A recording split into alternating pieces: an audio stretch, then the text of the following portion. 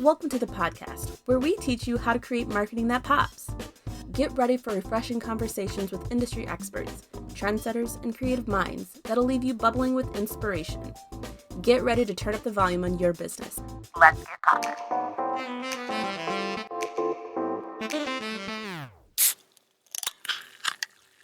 Welcome back to Marketing That Pops. I'm your host, Olivia, and I'm Michelle Ringelberg. Hello. And today we have Laurel here with us. Michelle, would you like to give her a beautiful introduction?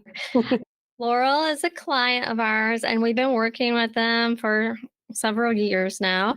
We had the privilege of redesigning their website and doing some marketing for them. And so we thought they would be a great candidate to come on and kind of tell their story, help spread the love, and get word out there about their business as well. So I thought it'd be great to introduce Laurel. So hey, Laurel, welcome to the show. I appreciate you having me. Thank you. Yeah. So, Laurel, on our podcast, every week, what we like to do is we start with a debunked myth. And, this can be a number of things. And we like to kind of just get into it and let people know what the real tea is on the situation. So, we've heard lots of things about the cannabis industry, but one thing that we've heard is that the cannabis industry is a gold mine. What do you have to say to that? I have a lot to say to that. Yeah, I actually class that a lot when being a consultant in the cannabis industry. We have a lot of people that come that are new to cannabis who they're so excited because they think they can make their fortune in their retirement, everything, and put it into cannabis. And this is what's going to really set them apart. And it's like the next big thing. And I think while the cannabis industry holds significant potential for making money, the reality of achieving profitability is really difficult. And it's challenging because we have high regulatory costs. We have immense taxation issues that are put on cannabis companies that are not put on other companies that you're used to dealing with. So that's kind of definitely a wrench in the system, especially if you're used to building companies and businesses. This is a whole nother level for most accountants. We have banking and financing obstacles. It's really hard to get money. The market saturation is pretty intense in most of the states. Only a couple have a lot of area for you to make money, that because they're not oversaturated with people producing cannabis. So there's enough cannabis, like you're in charge and you have some semblance of control over the price that you can sell the cannabis for to make sure you're making profit. And then you also have a ton of oversight and legal risks. So kind of going back to the high regulatory compliance costs, what it costs to have a cannabis company can be astounding when you look at the state applications, the licenses, the attorneys you need to write them, the consulting teams like us, you need to write them and advise the attorneys on how to answer a lot of the questions, the amount of times that you submit the application, the amount of times it gets delayed. And all this time you're paying for a staff to put this together and you're in a holding pattern, right? So it can be a huge cost. And then on top of that, you have, once you're operating, you have the cost of product testing, which is really expensive. And you have to incur the cost of traceability systems in place and technology in the buildings and extensive security systems and camera systems in the buildings, which is unlike most companies, right? So just the regulatory compliance cost alone, you have to be ready for. And then according to our taxation issues right now, we have something in place at the federal level called 280E. And basically what that means is it prohibits you and any business from writing off expenses. So in any other industry, you can write off your expenses, but in cannabis, you can't, and your expenses are magnanimous. So if you can't write those off, well, it's hard to be profitable. And then you get into, okay, well, our banks, like, how do these companies get funded? Well, they don't have access to banking because it's federally illegal. And so they have to rely on, independent investors, angel investors. And unfortunately, early in the industry, a lot of those groups and hedge funds and investors got burned, and they're scared of entering the cannabis industry because it's kind of like the wild, wild west. You give money and hope and pray because it's a gold mine. And then it doesn't happen because the people they chose, they might be great with the plant, but they might not be great by running the business and structuring a company and managing employees. And as we all know, that comes with running a company, right? They may love the plant, but there's so many other facets to making sure that you're profitable. And then we have market saturation, where every state is independently giving licenses and applications out for cultivations. And unfortunately, I have seen in my experience that they give out too many for a state. So the overproduction of cannabis drives the price down, and the dispensaries purchasing the cannabis, now they dictate what they're going to purchase it for because they have so many options, the supply and demand, that cultivators don't get what they need. The wholesale cost of the product is so low, it keeps them from being profitable. Right. So I would say, today I look at both New Jersey and Connecticut. They're great because there is an oversaturation, but there is an oversaturation for a multitude of reasonings. And that one is, I think the state really did a great job giving out licenses. But two, the licenses they gave out, most of them aren't even up and running because there are not finances available to sustain their phases of project build. So they're really stuck in kind of a conundrum, but that's why the ones that are up and running are profitable and doing well, because they have limited competition based on the volatility of the industry right now and the lack of funding. And then lastly, oversight. So once you're up and running, right, you have to have oversight and you have all these legal risks. So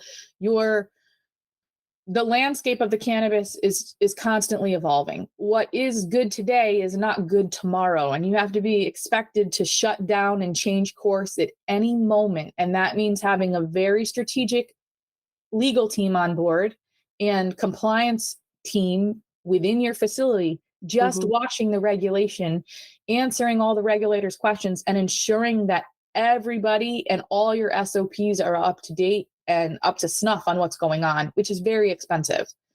So yes, you can make money, right, in cannabis, but it's not easy. It's not just like growing on trees or falling from the sky. It's not people with no education just reaping the benefits of the green crop that everybody loves.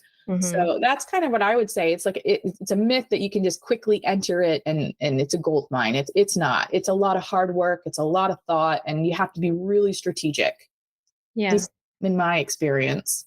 I think like in Michigan, that's a good example too, because we had major like oversaturation, and we have like just blocks of dispensary, and like all of these entrepreneurs that, hey, like there's a lot of money in this, we're gonna like pop up a shop, and then a lot have been closing. It drove the price down, and people are going out of business. Big companies are pulling out, and so it's starting to kind of level out now to the people that really know how to run a company.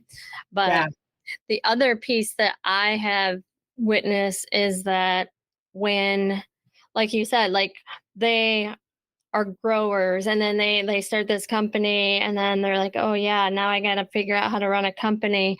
And these investors give them all this money, and they think they have all this money. We're going to do all this thing. Da, da, da. And then when it comes down to it, it's like, oh, wow, wait, okay. Like all of a sudden, all my money's gone because I thought I had all this money to do marketing and do this and, hire consultants. And all of a sudden it's like, now They forgot the operating capital in their plan, right? They're like, oh, I'm going to get the equipment. I'm going to build it. I'm going to buy the strains, but I forgot I need to operate, and I'm probably not going to be profitable for a couple of years. Yeah. Mhm. So how much operating capital do I need to hold me over until I'm making money? And Yeah. then you get slammed with regulation changes or oversaturation, and all of a sudden you can't sell your product. And you're like, Mhm. oh my goodness, my profitability, like my return on investment just moved out Mhm. 3 years. How do I Yeah. sustain? And is it worth it? This is crazy. Right. Right.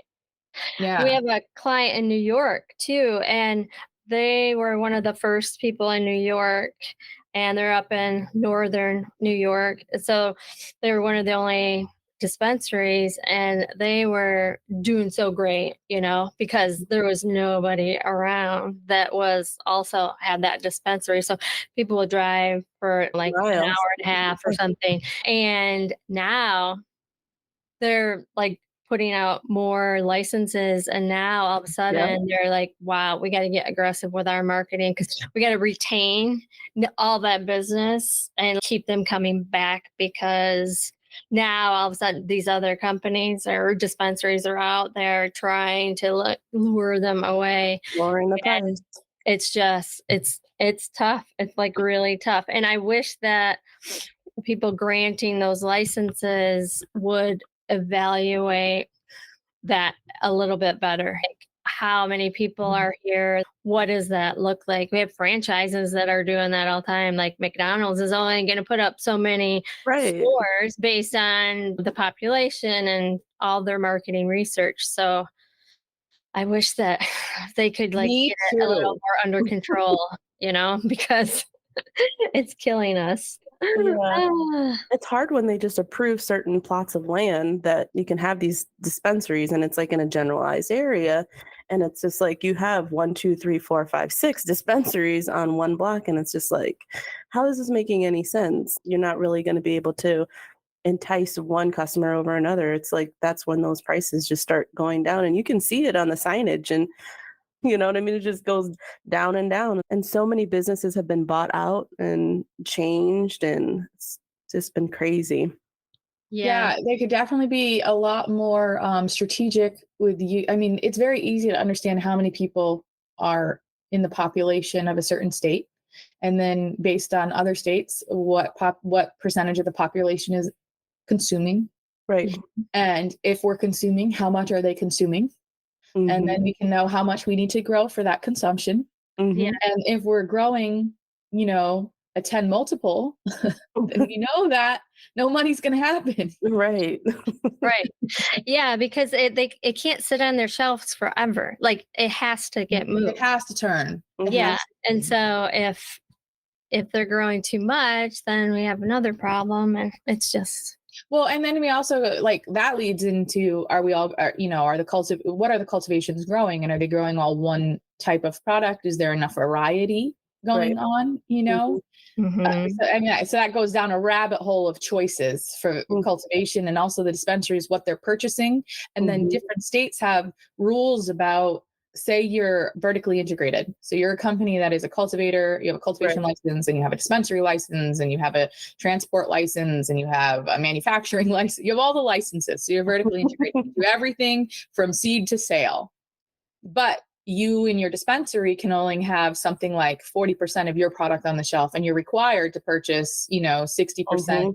other cultivations product for your shelf. Well, then what does your cultivation do, Yep. when you're a big producer, right? Like, so you Mhm. also have to be real strategic on how much you cultivate, so Mhm. you're not over cultivating, because then your product is sitting in the vault, and then it becomes not sellable for so long, because you got to turn over what's on your shelves and make sure there's space for all your competitors, Mhm. essentially, which is interesting. Yeah. They keep it fun. Don't they? They keep it fun. We're like, ooh, what today? Yeah. Yeah. And I think the other piece too is like if you're a grower, you don't have the business mindset necessarily. There are some that are, but there's a handful that are like Just focused they're on the plant. Yeah. yeah, they're just like we just love the plant, and and we're trying to elevate them to best practice for business, and Mhm. it's sometimes can be challenging there too. Yeah. Yeah, I think it's, we all have our special gifts, right? And so you need to make sure you build a team around you to support your gift. Exactly. Yeah. Right. You got to have a team. It's not Yes, a one-stop show. No. yeah. And I think the other piece that I've seen is that people just try to be cheap and figure it out, and then it's like you're just wasting so much time and Mhm. energy, and then you mess it up, and then you got to pay more, and I'm sure you see that a lot too, where people don't really want to pay for that consulting fee. Like, I can Yeah. figure this out. I'm smart. And then all of a sudden they're calling you back. Okay. Hey, You see it as like, I always tend to see that as like an evolution of a company, right? So somebody who's starting, who doesn't have investors, who've put their life savings into it, they're going to tend to do a lot more on their own because they don't have the capital. So they have to be really strategic. And so in that case, all you think is, okay, revenue first, revenue first, revenue first. Mhm. And then you have, the trajectory of a company when they're making money and they can offload some of those hats. Like when you're a business owner, you wear so many hats and you have to in order to run lean. Mhm. And as you become profitable, you get to give up some of those hats, Mhm. right? So there's that type of business owner, but that's when normally it's them and their family who've put all the money into it. Now, if they have investors putting money into it, you hope that they've hired somebody like myself, like Bract Pistil, to say, hey, you're going to need a marketing budget. You're going to need an operations Mhm. budget. You're going to need a legal budget. You're going to need a compliance budget. You're going to need to the amount of security cameras you need are substantial. In this state, we need to see down every line. In that state, we can do a globe 360, but Mhm. not every state is the same. And so, I mean, that's why you want consultants to prepare you, and you want a great marketing team to prepare you. And, I think it's on us to make sure we create packages for each level of business owner Mhm. or who we want to work with, right? So I tend to believe that I put out what I want to attract. Mhm. And so if I know that I only want giant companies, then I only put out, hey, I only work with 20,000 square foot canopies or greater, right? If Mhm. I'm willing to work with the smaller social equity groups, I might say, okay, I'm willing to work with a 5,000 square foot canopy company, but then I need to make sure that I have a package that supports what they can afford, Mhm. because they're not the same companies at all. Right. And when you have somebody who's wearing all the hats, you deal with them so much differently than you're dealing with a team of a board of members who have investment money of millions of dollars, Right. where we strategically plan with their accountant in Excel spreadsheets on how we're going to divvy it up. And then we get approval by the board, and then we go ahead and start to execute, right? Mhm. So I guess I don't throw them all into one basket. And it's only because I've been the small business owner, back in, I think it was, what year was it? 2009, when I opened my first hydroponic store. I did everything. I had to learn how to build a website because I couldn't afford it. Like, until the Mhm. business produced enough profit for me to afford it, all I could afford were the nutrients on my shelf Mhm. or the soil. I would have loved to been able to, and still today, like the idea of offloading all social media. Oh my gosh. Hello, bye. Let me focus on what I love. Mhm. Um, but the money must dictate the Mhm. trend and where you put it. So it's, how do you make sure that people see your value? And do I offer a package that elevates them so they can get to the next package? Right. Mhm. Is Right. that's how, I mean, for me. Yeah, and we've kind of danced around it a little bit, but why don't you tell us exactly what it is the services that you provide at Bract Pistil? Absolutely. So we are everything A to Z cannabis cultivation. Our mission is to empower cultivators and cultivations with knowledge and tools they need to succeed, and focus on delivering expert advice and tailored solutions that enhance what they're doing to make sure that they become a legacy company. So at the core of our approach is our commitment to walking in the vision of the ownership, Mhm. whatever that is. So if you see, like in our logo, it's an Enso symbol, and that's because the Enso symbol is like a Japanese piece of artwork where you could see, like, monks every day, they go and they just paint a circle. every day. And every day they do it with a brush stroke, normally it's black paint, and it's a single brush stroke they have to make it. And no circle is the same, but they're all similar. Mm. And that's kind of how I feel about what we do. It's a piece of art that is similar, but none of them are the same. And they're not the same because we deal with different people. We deal with different budgets. We deal with different levels of education.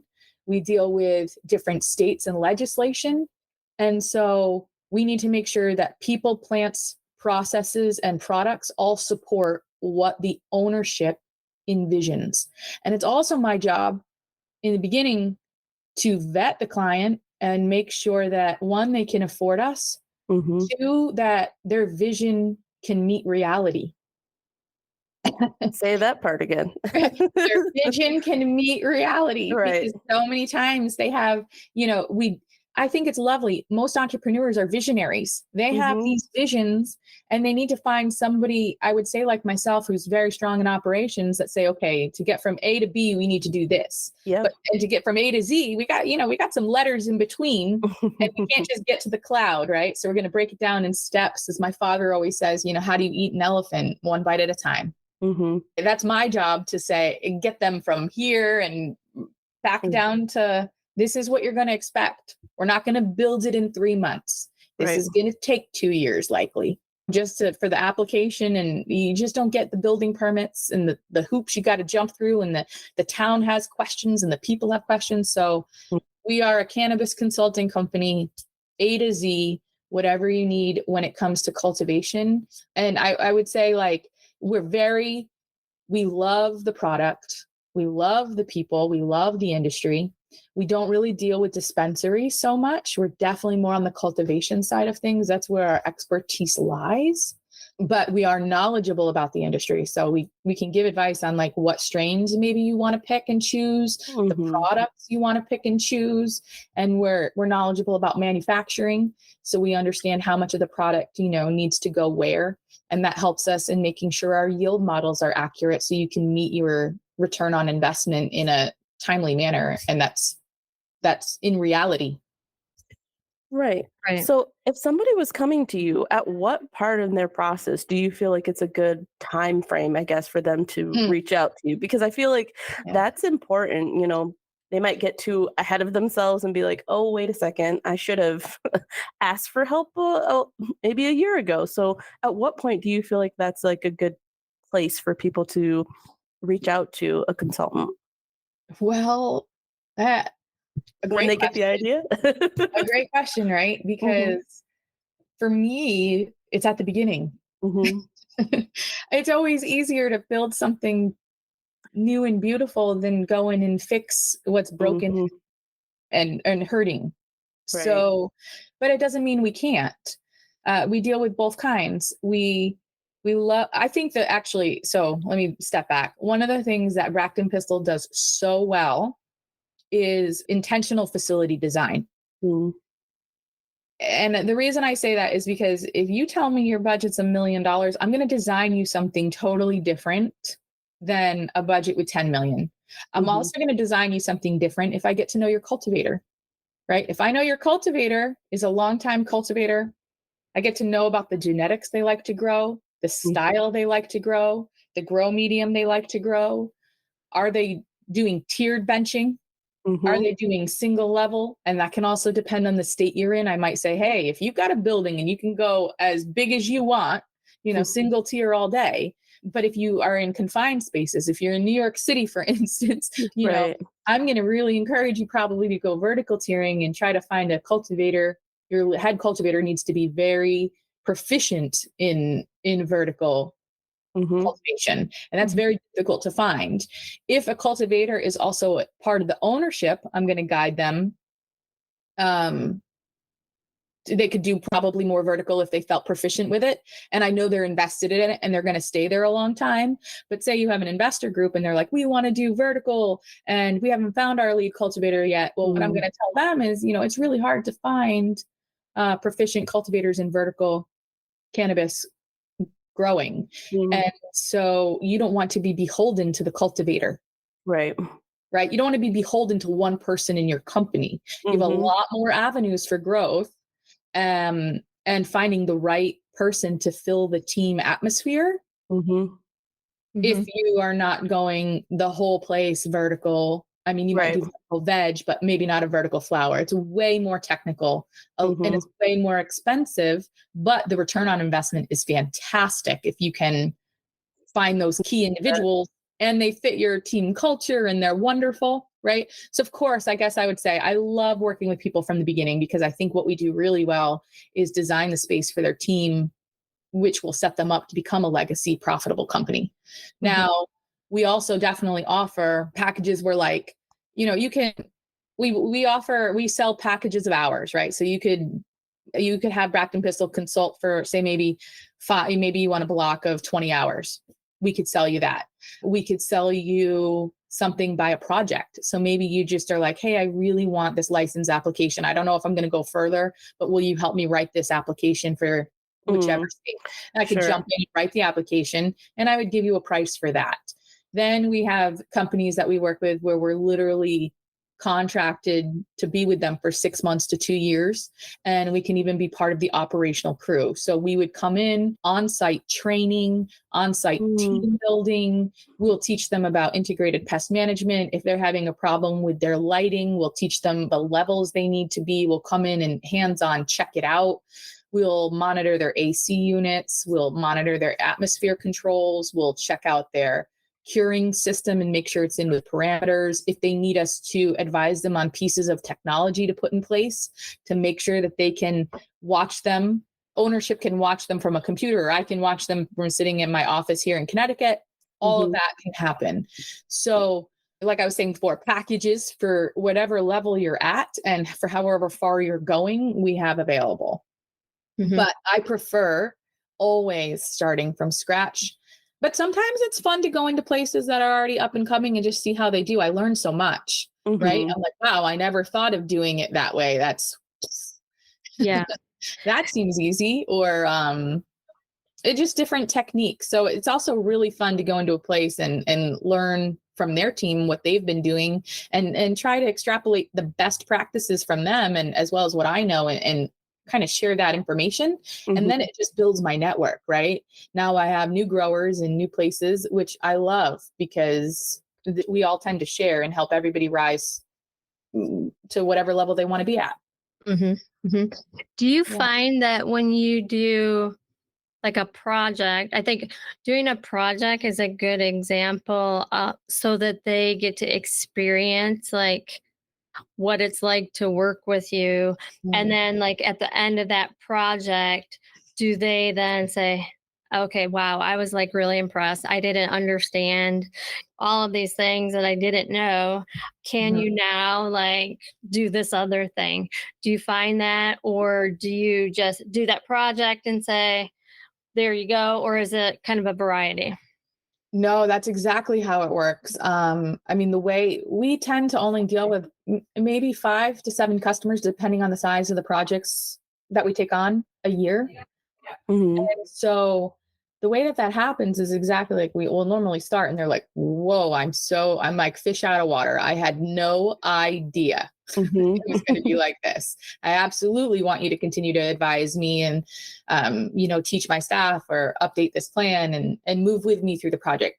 And what's nice is that because the projects take so long, the application, I might write the application, right? But I'm with them the whole time. They're not paying me, but I'm in the wings the whole time waiting for them to get it done, rooting for them, answering questions as they come in, or say all of a sudden the application, they'll call me up and they'll be like, hey, listen, the town wants to understand about the odor mitigation plan. They have questions. They're not sure that it's going to be met. Can I pay you to come in and just speak to the town real quick and explain and answer any questions to like waylay their concerns? And, but an application process can take a year. Right. And then next year they're like, oh, we finally got it. Yes. And that we're all excited. And now they're at this stage of investment. Can I get the funding? Right. And if they get the funding, they normally bring us on, no problem. If they don't get the funding, we all kind of hold hands and cry in unison, because it sucks. We put a year and a half into it, and it's a baby, and we had this great project, and we're so invested. I feel a part of it too. Like, I know working with you guys so many times, I'll be like, okay, I love helping people come up with their brand identity. And then I love to be like, okay, ThrivePOP, now help us out. Like, these are like the key pillars we came up with that really kind of resonate with the customer. Like, can we make a logo that translates? What kind of design or speaks to the style of place that they want and the culture that they want, right? To me, that's so fun.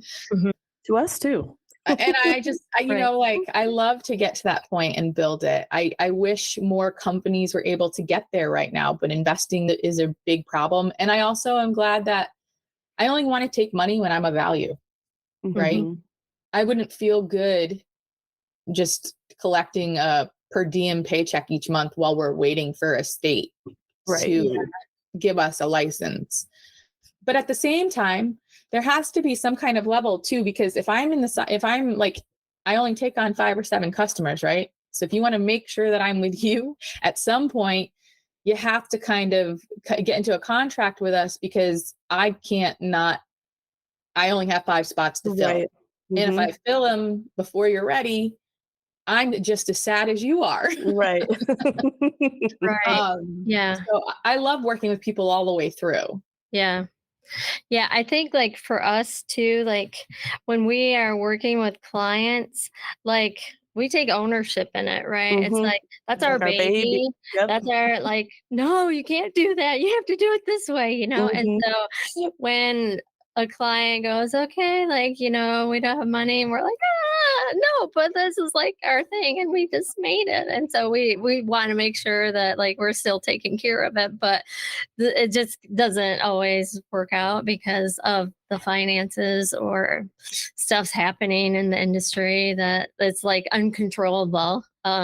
So things like that. But I get what plus like you're building a relationship, right? And it's not just we're just doing this task. Like you get to know the people, and it's like you become friends, and then it's like no, I like talking to them, so it's hard all around. So yeah, we feel ownership for the project. I mean, that's the goal. Like, that's the type of consultant and the type of marketing company you want, is somebody who feels your brand and also is thinking, okay, how can I make this reach the people? How can I make this resonate? How can I help make you successful? Because if you're successful, I'm successful. If you're not successful, I'm not successful. And I have to now put my energy into a new project. Right. And we, as you all know, it's a lot of energy. It's a lot of caring when you're thinking about colors, even colors of a logo. Oh yeah. You're thinking about, who am I trying to attract? What level am I trying to attract? One of my favorite things is normally when new customers you get, they're like, we want to grow the best. I'm like, but do you? Because who buys the best? Yeah. Do you want to grow a product that anybody could afford, that is attainable to all walks of life? And make it the best you can, but within a certain price range where there's profitability? Or do you want to grow the best? Because part of growing the best, and we talk about this as a team, and even with a lot of our customers, are you planning on paying hand trimmers? Right. Because if you want to grow the best, then you also need to have the best vault for curing. And then you need to have the best trimming. And that means not trim machines, right? Like you want to make sure you have a 2-week curing process. Most places go for like a 1, 7, maybe less if they can get away with it, because it depends if you're an owner cultivator or you have a board. If money is the all driving factor, you normally don't want to grow the best. But if money isn't the all driving factor and you want to find some kind of balance, and that's what I always say, like maybe choose to grow a 7 instead of a 10. So we get the best of both worlds, because they're reaching for profitability. It's still a business, but you care so much about the product and you also want to make sure anybody can get it. Or are you going to be like Apple, right? And no, I'm selling a $1,600 computer. That's what I'm selling. Yeah. There is no $400 version. Right. And that's awesome too. But just diving into that mindset and making sure they're prepared to accept the challenges that come with it and have the operating costs they need and protection to get there. And they're going to need advertising. If you want to be the Lexus of cannabis or the Apple of cannabis, you have to you make different choices, which are scary because they're not profitable immediately. Right. Yeah. And Apple didn't start out being the luxury brand or the 16, right? Like they started out, like you said, baby steps, right? Okay, let's try this. Okay, now let's try this. Okay. And even I've seen with some companies that we've worked with, growers and dispensaries, it's like, we're going to be the luxury brand. And all of a sudden, okay, well, no, we're not willing to like pay that much for the packaging, or we're not, so it's like setting expectations. I'm I love telling you, that, bringing that realism. I'll write down, this is going to be 2 years. This is going to be a year. This is going to be a But you need that. I'm sorry, you thought 500,000. This is a $5 million project. Do we want to move back to 5,000 square feet? Because I can help you there. Right. You know, are we going to phase it out? And if we phase it out, that's awesome too, right? So let's get the building that can get us to go big, but we know that we can only afford this much. So I'm going to advise you to phase it in certain years. And we're going to do all your electrical in the base year. So that way we don't have to interrupt business in the first section. But then in phase number 2, we're going to do this, this, and this. And this is going to increase the yields and the yield modeling by so much.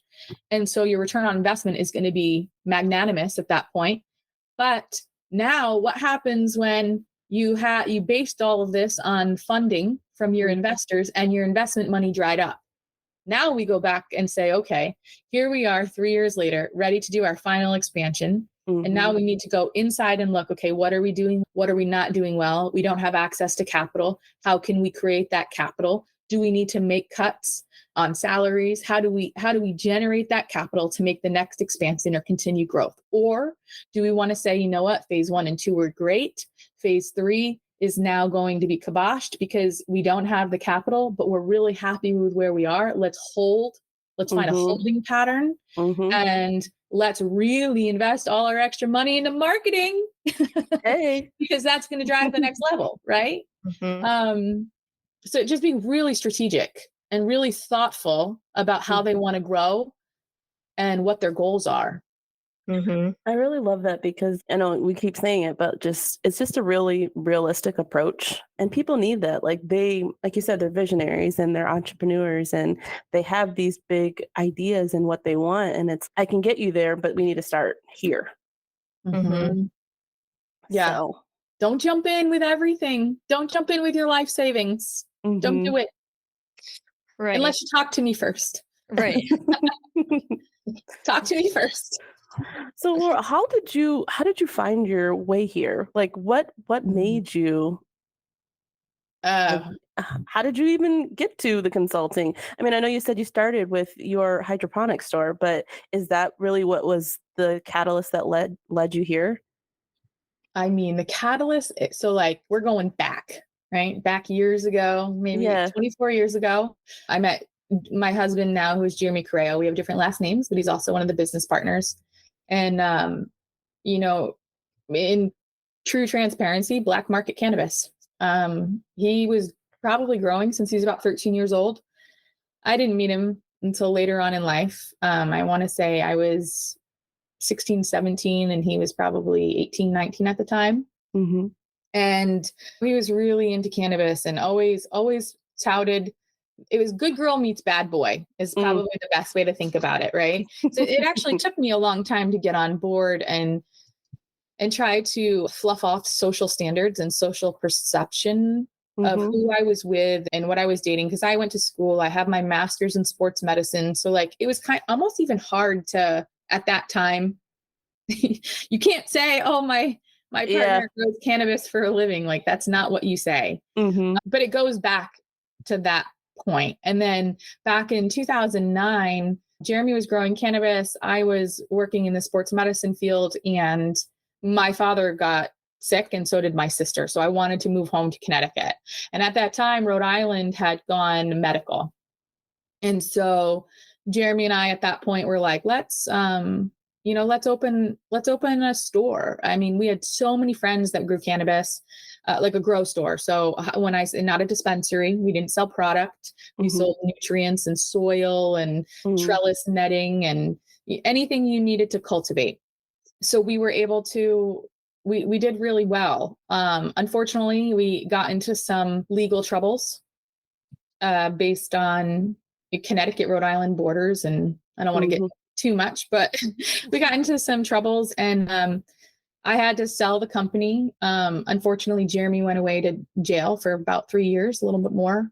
And when we got out, the person I sold all my inventory to, his things, I'll buy all your inventory as long as, Jeremy will come work with me when he gets out. And so we agreed to that. And Jeremy went, and it was the largest hydroponic store on the East Coast. And Jeremy built their commercial division together. At that time, I was running my own gym. I like Fuel Fitness and like all this other stuff going on. And he was like, come work with me. And I was like, no, never again. And, I will not do that again. And then, he was doing really well. And Grow Generation at that time purchased the company. He helped facilitate the sale, and Grow Generation, it was the fourth company, hydroponic store, that Grow Generation had at that time. And so Jeremy went to go work for Michael Salomon and Darren Lampert at Grow Generation. And honestly, we love them. Like, we just adored them, and we adored what they were doing. And they asked Jeremy to create this commercial division. It wasn't there. It was non-existent. They had tried a couple times and failed. And so Jeremy was like, Laurel, I can do this, but I can't do this without you. And why is that? Because Jeremy's a visionary and I'm operations, right? So what Jeremy dreams, I like to make happen, like put it in place. And I'll also bring him down. Like, listen, I know we want to do that, but like, we got to go here first, and we got to go there first. And Jeremy's he's brilliant with the plant. He's brilliant with design, years and years and years of experience with strains, genetics, the network across the country, and who he knows. And so we started at Grow Generation, the commercial division, and we went from 0 to about 110 million in 5 years division. And we had like 50 employees under us, and we were loving it. But the hours were extensive, and working across the country and sometimes outside the country. At the time, like, we were just on call. Our phones were on call 24/7. Both of us were going. We were making, we made great money. We had great respect. We had lovely appreciation for Michael and Darren and the teams. I loved my Grow Generation commercial division more than I can ever express. The way the people worked for me and worked with me, they were incredible. But at some point, our home life became, we needed balance. And so when Jeremy and I stepped away, I discussed with him, Ben Handwerger, and he was up in Massachusetts. And I just loved the way that he operated his facility. It was a huge commercial facility, beautiful, clean, organized. I mean, to find a cultivator team that was organized and I worked with hundreds at Grow Generate, thousands at Grow Generate, right?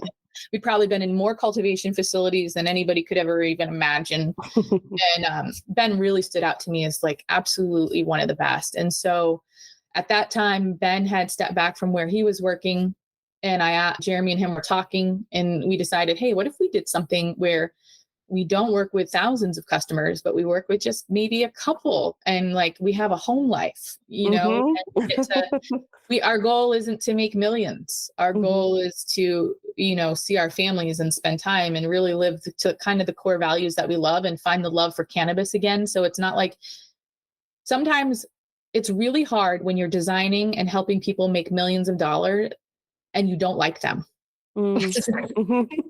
They're not good people. Like, I just want a company where we attract good people, or we could choose who we work with. I don't want to work with a lot.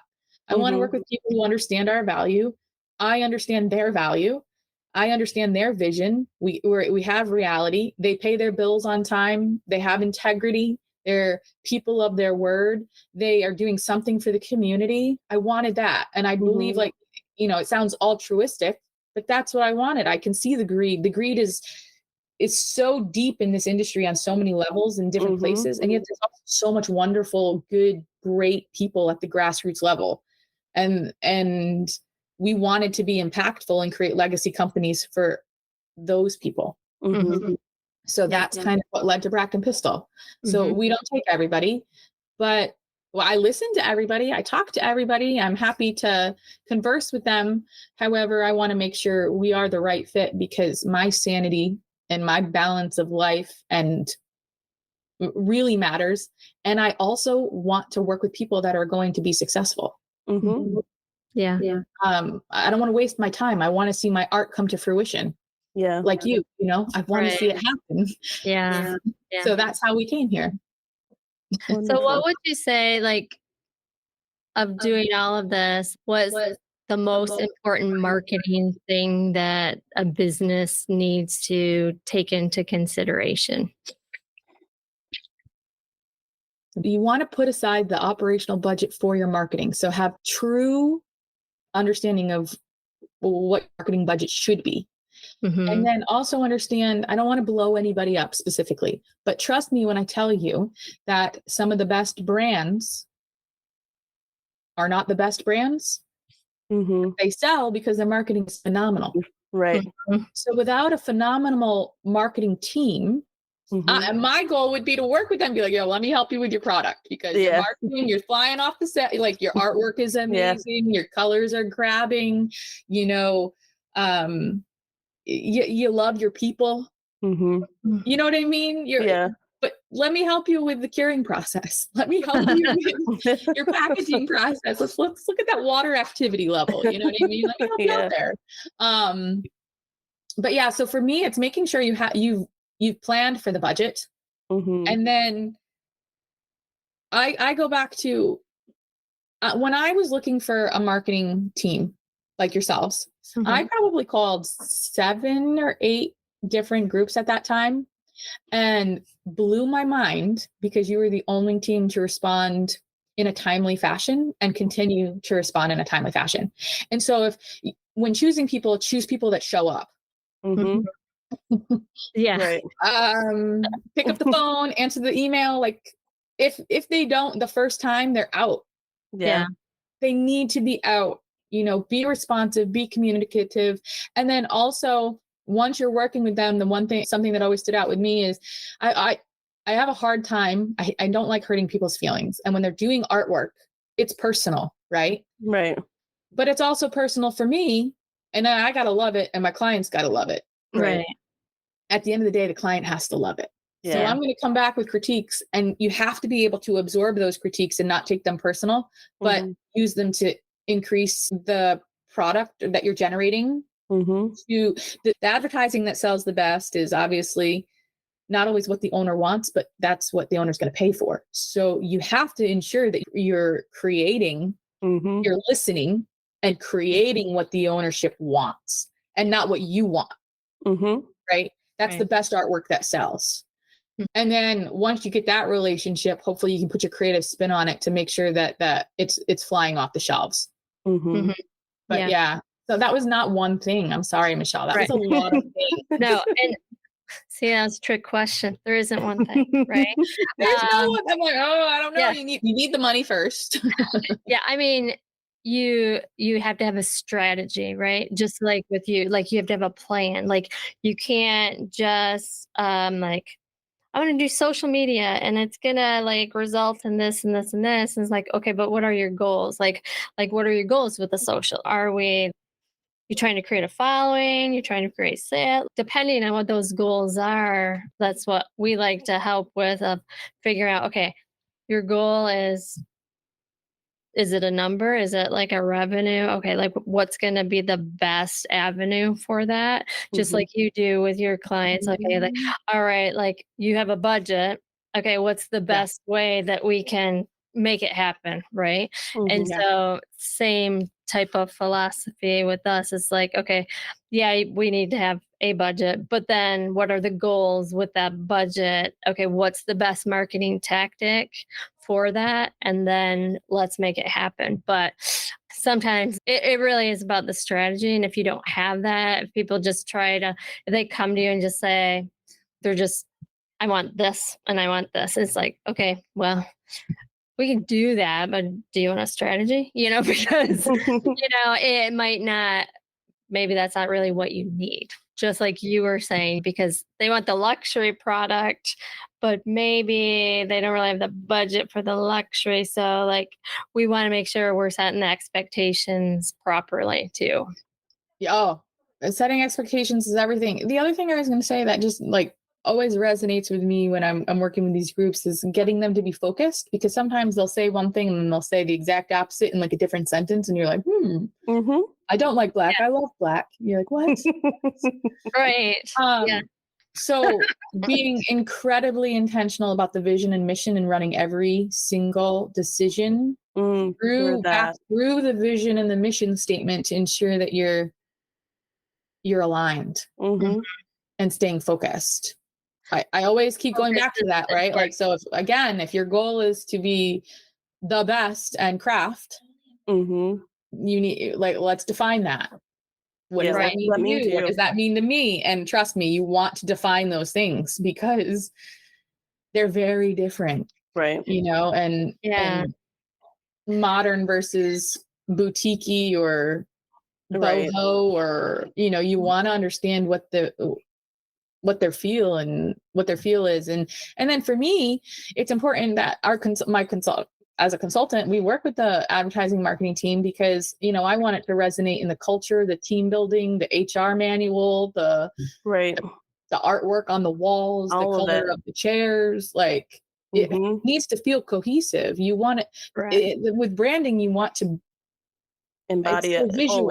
It's visual, but it's also it's in your being. So when I'm working with mission and vision statements and even trying to get companies to come up with them, you know, I always start off with asking them about themselves. Like, what are your core values? What are your beliefs? Because they need to be part of the company in order for you to be invested. And you can't, and I often have them like reach out to everybody they know from different facets of their life. So maybe their mom, and maybe a coworker, maybe an old school teacher, maybe a coach, maybe their accountant, you know, and say, hey, could you describe me in 3 words? And just getting those core pieces from them and if everybody's like, oh, loyalty came up in all of them, well, then guess what? Loyalty's got to be part of my brand because I am loyal. I clearly want loyal customers, and you will attract what you put out. So find your energies that resonate in the world and make sure you're trying to attract that, because it's going to be a lot easier to get it to come in if you're being honest and true and authentic with yourself. You'll be that every day with your employees and your staff, and it'll resonate. So it'll be easy to market that, and you'll stay more focused and in line. Or, you know, something I just kind of like going back. I have a good friend, and they own like glass company. They own a bunch of companies. And we'd always talk about, you know, buying technology or software that was going to last and not quick purchases. Like, I'd always run that back to him whenever he was going to buy something. I'm like, remember how we talked about? You might not want to just get it for the fly. Like, let's put a little bit more time and thought into finding what's right. And even if it is a little bit more expensive, make sure it's the right purchase, because it's going to last longer and your return on investment will be better. And just those little reminders, like, you're right. That's right. That's what we agree. That is true. That's how I feel. You know, thank you for the reminder. Let's get the right piece of equipment. Let's not be quick. Things like that. We see that a lot, and especially entrepreneurs, they're like very competitive. So, well, this person has a billboard. That means I need a billboard, or this person's doing right. So now we got to do, you know, it's like, well, wait a minute, come back to me. What's the goals? And unique. Yes. And it's hard. And, you know, back to what you were saying about, you know, like who are we? Because like initially I'm a people pleaser. So like, I'm like, well, no, like we can do lawyers and we can do this and we can do that. And I'm like, and it was like killing me because I'm like, I don't talk that way. I'm not like super formal like that. I'm like, why am I dealing with it? Because they drive me nuts, you know? So finally it was just, you know, all of a sudden you have this thing that goes off in your head, like, I'm just going to be me. Like, if I just be me, and if people like Yes. me, they'll work with me. And if they don't like me, I don't want to work with them. So Yes. Mm-hmm. it's just like being transparent and here's who I am. And do you like me? Okay, let's work together. If not, yeah. Exactly. And just being picky too, like, I don't like these people. So, do I really want to work with them? And, are they stressing out my team and, stuff like that? Because I really want my team to love coming to work and like love what they do. And so if they're like, "Ugh, I don't want to talk with that client, so it's like, so yeah. Such a double-edged sword too, right? Because you're like, we need to have projects. I want my team to have a job. So you got to have enough projects lined up to support, everybody's, to support payroll and people's income and people's growth. And it's okay. Sometimes you deal in difficult situations, but overall, like, you definitely want to ensure that your clients have the majority of the values that you do. Yeah. Right. Yeah, that's one thing that I would say that why we resonate with you is because, you're because your values and everything that you're saying, it really resonates with how we try to run ThrivePOP. And I mean, Absolutely. those are our core values. We want to work with people who are passionate people and they love what they do because it speaks, I mean, this whole conversation, you can tell that you really love and what you do, and you really care about the people that you're consulting with. So that really reigns true. Yeah. Thank you. I think like passion is like very important too. And what I find is like when we start talking to people and I start bringing, I'm like, oh my gosh, we could do this, and I tend to like get excited about it. Well, then they start getting excited, and then it's like, and we need to keep that momentum, right? So it's not like, okay, I got them excited, now I hand them off to the team and they're like, yeah, okay, yes, you know what I mean? So it's like my team has to be just like me, and I have to be super excited and get jazzed up about stuff. So Oh, it's so nice. I think, and honestly, when people are happy, they do better work. It's proven science. Right. And you are, I feel like, so lucky because you get to do like logos and all that stuff. And that's all like the beginning of business company stuff. There's so much good energy in that moment. It's harder I feel like it gets harder when it's down the road, right? Yeah. And you're like, okay, we're up, we're running. I was like, what do I want to spend? Yeah, we like to start at the beginning with people too. I bet that's the best part. I'm like, let me pick your colors. Yeah. Otherwise we're stuck with these logos that we can't stand, or like them colors where like, oh gosh, and then isn't that the worst when they pick the one you'd like the least and you're like, okay, it's all right, it's their vision, it's what they like. I know we have to bite our tongue sometimes. Awesome. Well, Laurel, thank you so much for coming on our podcast today. Where can people get in touch with you? Let them know where they can find you on socials and all the good stuff. Absolutely. And we'll just Google Bract and Pistil, not the gun, like the plant, Pistil. That's www.com, Bract, A-N-D, pistil.com. You can also find us Bract_Pistil on Instagram, and you can just type in Bract and Pistil on Facebook and you can find it. But pick up the phone. If you Google us, you can call. And when you call, what's great is you speak to myself, Ben, or Jeremy. So we're the three owners, we're three experts, and that's all there is to our company. So, you're getting the best as soon as you pick up the phone and call us. We're definitely accessible, and we'd love to hear from anybody interested in cannabis cultivation and starting a company. Wonderful. Awesome. Thanks so much. Yeah, thanks for hopping on. Good job, Laurel. Thanks for listening with us today. Stay tuned for the latest in web marketing and design from ThrivePOP. Want to be a pop star? Head over to thrivepop.com/podcast to join our mailing list for episode notifications, sneak peeks, listener feedback, and more.